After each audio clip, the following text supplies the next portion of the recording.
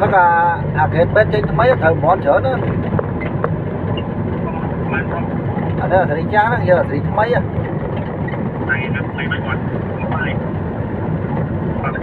Đã mấy miền món chở.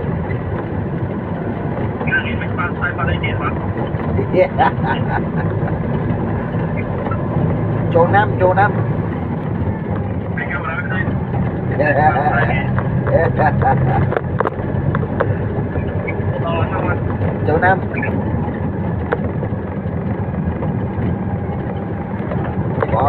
Quay anh nữ ớt bãi đi.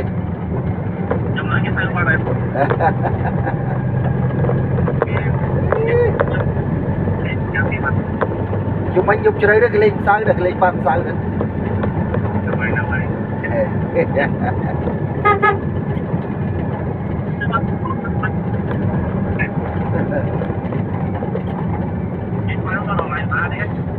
Tụi mấy lụa to mà bông không. Roti cái này giảm đó này, lụa ăn bán thật đấy. Con chó.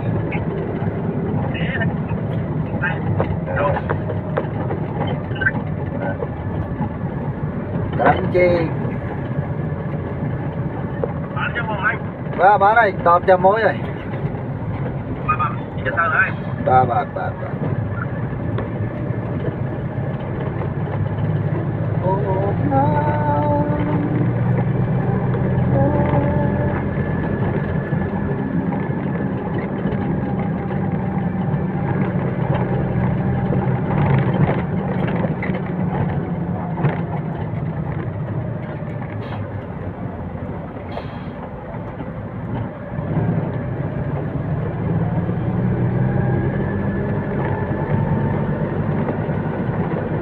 Đây nó lại cái mỏ xuống này, châu lá này cái rửa bé mỏ,